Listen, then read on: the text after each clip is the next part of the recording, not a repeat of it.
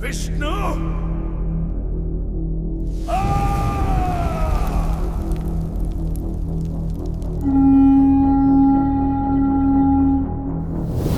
क्या तेरा नारायण इस स्तंभ में भी है?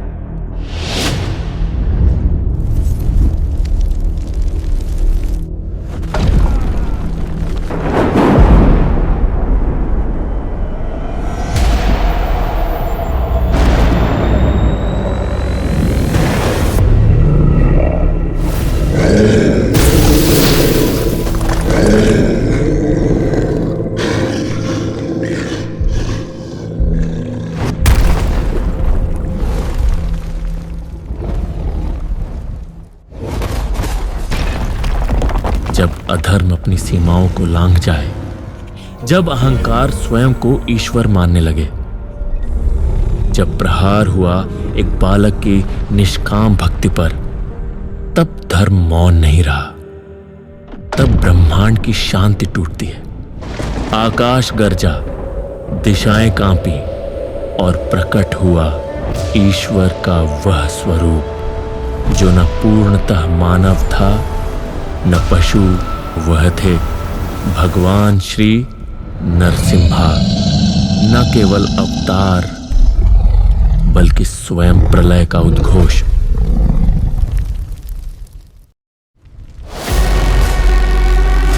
दोस्तों, पिछली बार जब हमने भगवान कल्कि की महाकथा सुनाई तो आप सभी ने उसे भरपूर प्रेम दिया और कई श्रद्धालु साथियों ने आग्रह किया कि अगली कथा भगवान नृसिंह पर होनी चाहिए। तो प्रस्तुत है एक अमर गाथा प्रहलाद की अटूट भक्ति की, हिरण्यकश्यप के अहंकार के पतन की और उस परमेश्वर के विकराल रूप की जो प्रकट हुए केवल अपने भक्त की रक्षा के लिए।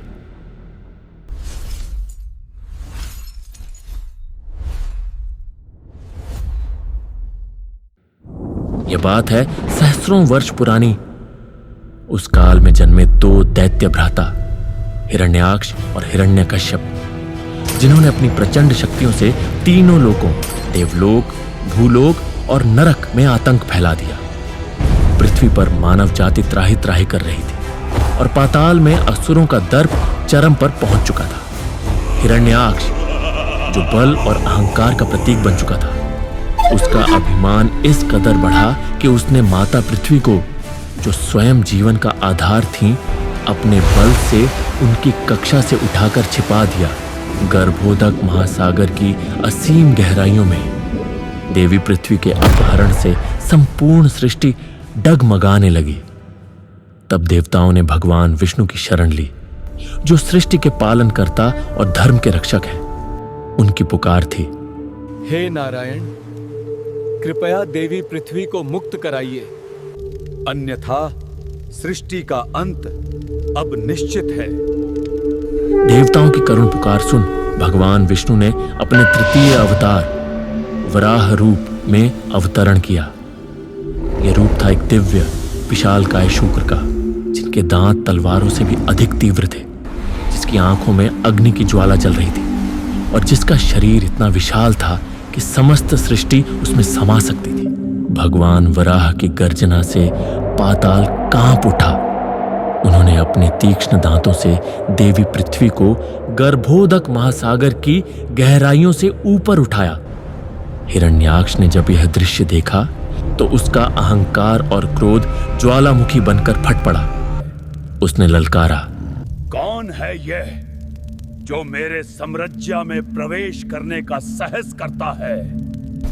फिर उसने अपनी विशाल गदा उठाई, त्रिशूल चलाया और असंख्य अस्त्र शस्त्रों से आक्रमण किया, परंतु भगवान वराह अडिग रहे। उनकी दिव्य शक्ति के आगे हिरण्याक्ष का संपूर्ण बल एक क्षणिक लहर से अधिक कुछ भी नहीं था। पाताल की गहराइयां थर्रा उठी और अंत में भगवान वराह ने उसे अपने तीव्र दांतों से उठाकर पाताल भूमि पर पटक दिया और उसका वध कर दिया। सृष्टि में संतुलन लौट आया, परंतु हिरण्याक्ष का भ्राता हिरण्यकश्यप अपने भाई की मृत्यु से क्रोध में जल उठा।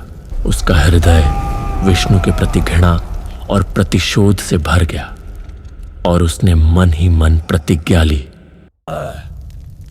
मैं उस विष्णु को समाप्त कर दूंगा।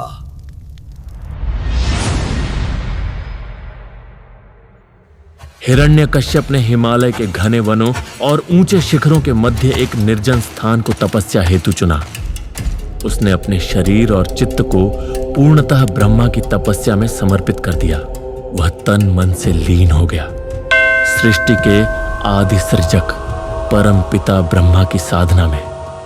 और उसी समय हिरण्यकश्यप के महल में थी उनकी पत्नी रानी कयाधु, एक सौम्य, शालीन और धर्मपरायण स्त्री। वो उस समय गर्भवती थी। और जब हिरण्यकश्यप ब्रह्मा की तपस्या में लीन थे, तभी इंद्रदेव ने छल पूर्वक कयाधु का अपहरण कर लिया। परंतु तभी प्रकट हुए देवर्षि नारद। उन्होंने इंद्र से कहा, देवराज, एक गर्भवती नारी पर अन्याय? यह धर्म नहीं, अधर्म है। यह सृष्टि के संतुलन के विरुद्ध है। इंद्रदेव मौन हो गए और नारद मुनि की आज्ञा मानते हुए उन्होंने कयाधु को मुक्त कर दिया। देवर्षि नारद उन्हें अपने आश्रम ले आए, एक ऐसा स्थान जहां हर श्वास में नारायण का नाम था, जहां हर ध्वनि, हर पत्ता, हर हवा केवल विष्णु की कथा कहता था। वहीं कयाधु ने विश्राम किया और नारद मुनि ने उन्हें सुनाई श्री हरि की लीला कथाएं। हर मंत्र, हर कथा उस अजन्मे शिशु तक पहुंचती रही। और वहीं कयाधु के गर्भ में पल रहा था प्रहलाद। उसकी आत्मा जन्म से पूर्व ही परमात्मा से जुड़ चुकी थी। उसके रोम रोम में नारायण बसने लगे थे। उधर दूसरी ओर हिरण्यकश्यप की कठोर तपस्या से प्रसन्न होकर प्रकट हुए साक्षात सृष्टि के आदि निर्माता परम पिता ब्रह्मा। उनकी दिव्य आवाज गूंजी, हिरण्यकश्यप, तेरी तपस्या ने मुझे अत्यंत प्रसन्न किया है। मांग, क्या वर चाहिए तुझे? हिरण्यकश्यप के नेत्रों में तप नहीं बल्कि प्रतिशोध की अग्नि धधक रही थी। उसने कहा, ब्रह्मदेव, मुझे अमरता का वरदान दीजिए। ब्रह्मदेव ने गंभीर स्वर में उत्तर दिया, वत्स, अमरता सृष्टि के नियमों के विरुद्ध है। यह संभव नहीं, कोई और वर मांगो। हिरण्यकश्यप ने चतुराई से एक ऐसा वरदान मांगा जो उसे मृत्यु के परे पहुंचा दे। उसने कहा, मुझे ऐसा वरदान दीजिए कि मेरी मृत्यु न दिन में हो न रात में, न घर के भीतर न बाहर, न धरती पर, न आकाश में, न किसी मानव के हाथों, न किसी पशु के द्वारा, न देव, न दानव, न यक्ष, और न ही आपकी बनाई किसी अन्य सृष्टि की जाति द्वारा, न किसी अस्त्र से, न किसी शस्त्र से। मैं अजेय रहूं। ब्रह्मदेव ने उसकी चतुराई को पहचाना, परंतु तपस्या के प्रभाव और ब्रह्मांड के नियमों के अधीन होकर उन्होंने वह वरदान दे दिया जिसने सृष्टि को संतुलन से बाहर कर दिया। और तभी जब हिरण्यकश्यप को ज्ञात हुआ कि उसकी अनुपस्थिति में उसकी पत्नी कयाधु का अपहरण हुआ था, उसका क्रोध सप्तलोकों को भस्म कर देने को तत्पर हो उठा। उसके अहंकार ने उसे सृष्टि का अधिपति मान लिया। उसने अपनी अपार सेना और उस अभूतपूर्व वरदान के बल पर तीनों लोकों पर अधिपत्य जमा लिया। वहीं दूसरी ओर कुछ समय पश्चात देवर्षि नारद के आश्रम में कयाधु ने एक तेजस्वी पुत्र को जन्म दिया जिसका नाम रखा गया प्रहलाद। उनके जन्म की आभा इतनी दिव्य थी कि जैसे साक्षात नारायण ने किसी रूप में अवतार लिया हो। प्रहलाद के जन्म की खबर सुन हिरण्यकश्यप के महल में हर्षोल्लास छा गया और कयाधु अपने पुत्र को लेकर महल लौट आई। हिरण्यकश्यप अपने पुत्र को देखकर प्रेम से भर गया। उसे विश्वास था यही बालक उसके साम्राज्य का उत्तराधिकारी बनेगा और तीनों लोकों में उसका नाम अमर करेगा। लेकिन वह क्या जाने कि इस नन्हे बालक का हृदय नारायण की भक्ति से ओतप्रोत है। वह छोटे छोटे कमल पुष्प लेकर नारायण को अर्पित करता और सबको बताता, मेरे प्रभु हर कण में है, हर श्वास में है, हर दिशा में सिर्फ नारायण है।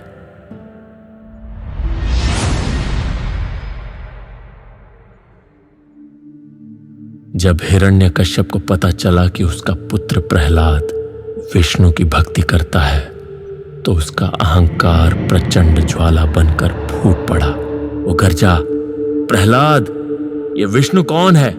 मैं ही हूं इस सृष्टि का ईश्वर, मेरी पूजा करो, विष्णु की नहीं। पर प्रहलाद ने हाथ जोड़कर उत्तर दिया, पिताजी, नारायण ही इस सृष्टि के मूल है, वही मेरे हृदय में बसे हैं, हर कण में, हर श्वास में वही है मेरे स्वामी।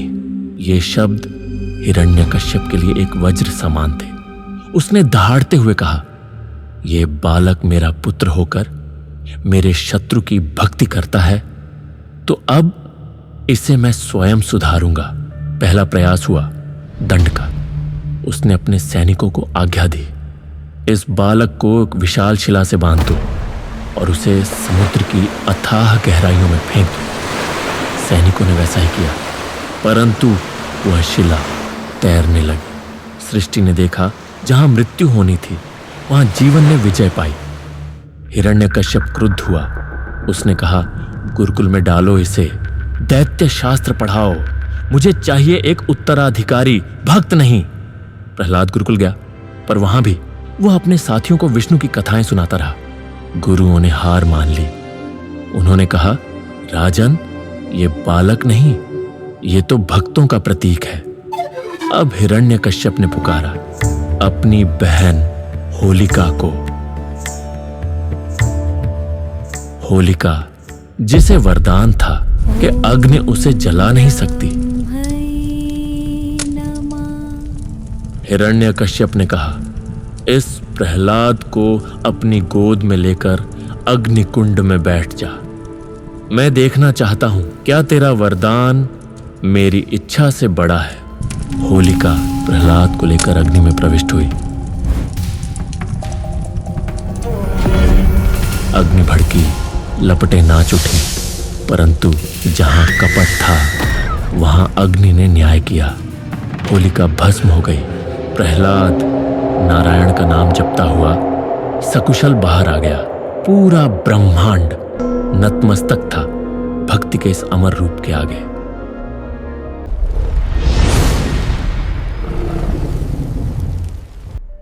हिरण्यकश्यप का धैर्य अब चूर चूर हो चुका था। उसने अपने पुत्र प्रहलाद को सभा में बुलाया और क्रोध से कांपते हुए हिरण्यकश्यप गरजा, प्रहलाद, बता, कौन है जो तुझे मेरी यातनाओं से बचा रहा है?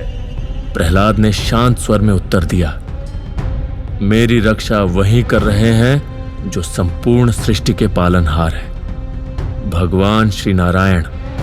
हिरण्यकश्यप ने क्रोध से अपनी तलवार खींच ली। कहां है तेरा नारायण? कहां छिपा है वो मुझसे? प्रहलाद ने नजरें उठाई। पिताश्री, श्री नारायण सर्वत्र है, आप में है, मुझ में है, इस सभा के हर जीव और निर्जीव में है, वो तो सृष्टि के कण कण में है। हिरण्यकश्यप का क्रोध अब आसमान छूने लगा था। उसने गदा उठाई और गुर्राया, क्या तेरा नारायण इस स्तंभ में भी है? प्रहलाद ने कहा, हां पिताश्री, वो इसमें भी है। यह सुनते ही हिरण्यकश्यप ने उग्रता से गदा उठाई और पूरे बल से स्तंभ पर प्रहार किया, और उसी क्षण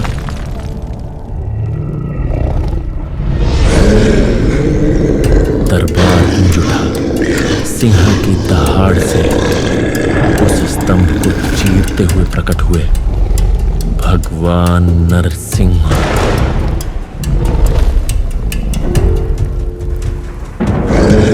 नारायण का वह चतुर्थ अवतार, न पूर्णतः मानव न पूर्णतः पशु। सिंह के मुख, मानव की काया और नेत्रों में प्रलय की ज्वाला। उनके रूप को देख सभा कांप उठी। हिरण्यकश्यप भय से पीछे हट गया, पर भगवान नरसिंह ने गगनभेदी दहाड़ के साथ उस पर प्रहार किया।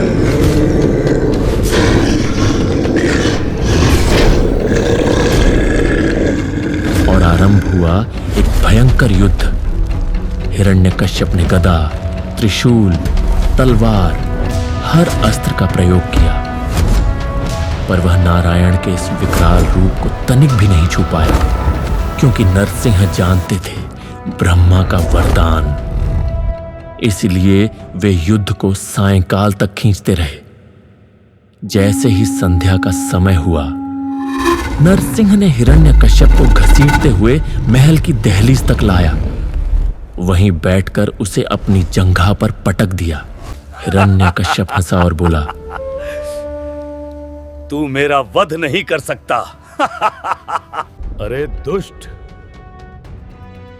ध्यान से देख, मैं न मनुष्य हूं न पशु। ये न दिन है न रात, ये संध्या का समय है। न धरती पर है न आकाश में, तू मेरी जंघा पर है। और देख, मेरे हाथ में कोई अस्त्र शस्त्र नहीं, ये मेरे नख हैं, मेरे शरीर का ही अंग। और फिर एक भीषण चीख, एक गरज, और नखों से चीर डाला गया हिरण्यकश्यप का उदर। उसके प्राण उसकी चीख के साथ विलीन हो गए। भगवान नरसिंह का क्रोध प्रचंड था। संपूर्ण सृष्टि कांप उठी। देवता भयभीत हो गए। स्वर्ग, मृत्युलोक, पाताल, तीनों लोग थर्रा उठे। तभी वह नन्हा भक्त प्रहलाद अपने इष्ट के सम्मुख हाथ जोड़कर खड़ा हो गया।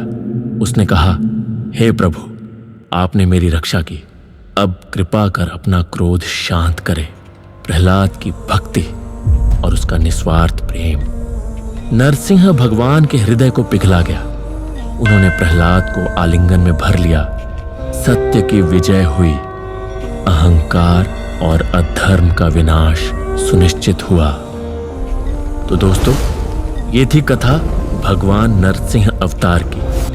अब आपकी बारी है। क्या आपको लगता है आज भी किसी सच्चे भक्त की पुकार भगवान को इस पृथ्वी पर अवतरित कर सकती है? नीचे कमेंट करके जरूर बताइए। और यदि आपके मन में कोई ऐसी पौराणिक कथा है जिस पर आप अगली वीडियो देखना चाहते हैं, तो हमसे साझा कीजिए। तथा ऐसी ही पौराणिक और दिव्य कहानियों के लिए हमारे चैनल लॉस्ट एकोस को जरूर सब्सक्राइब करें। मिलते हैं अगले अध्याय में, जहां फिर गूंजेगा ओम नमो भगवते वासुदेवाय।